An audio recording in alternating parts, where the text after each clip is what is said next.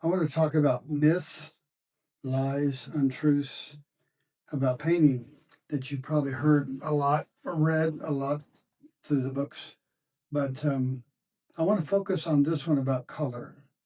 And there's a lot of people will tell you that as an oil painter, you cannot capture all the color you see on your canvas.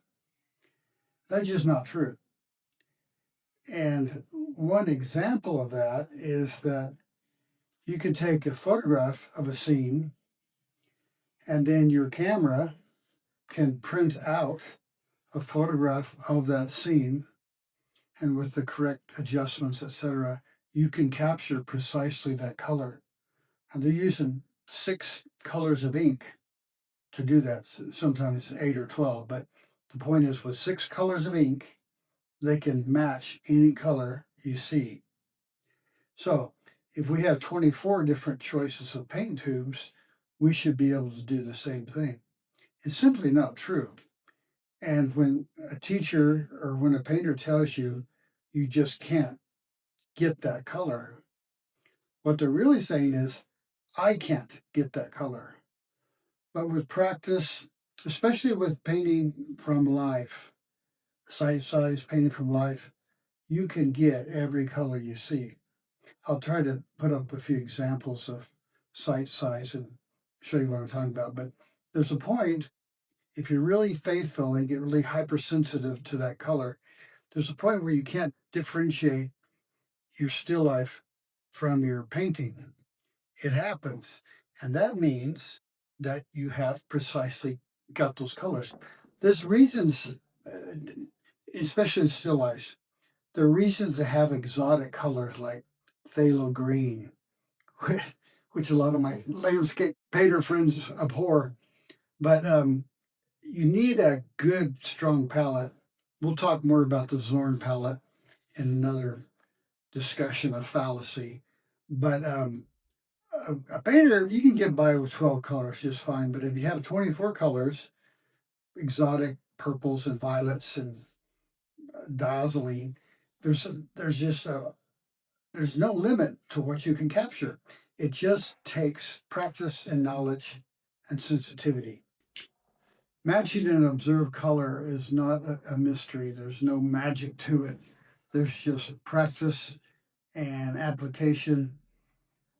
A lot of teachers want to dwell on things like value and hue and chroma and intensity and all that. And that's all part of the equation.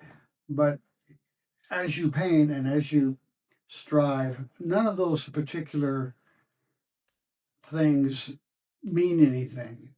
When we speak, we use punctuation, we use volume, we use eye contact and all that stuff. But when you're learning to speak, you don't break all those elements down one at a time. You simply you simply use the conglomerate for the effect. And the same with color. With painting, you take all that information, all those various aspects of color, and you put that together. I would argue that when we see something in life, we don't break it down by value, blah, blah, blah. We just don't do that. We analyze it. And you can do the same thing with anything you're painting with oils. You could grab it right now, even if it takes 2 hours, but eventually you can get whatever color you see before you, you can get. As you're painting, as you're learning to do this, it may take you several passages to get precisely that color, but Sargent said the harder a color is to get, the harder you have to work to get it. You can't just get close and give up because it's difficult.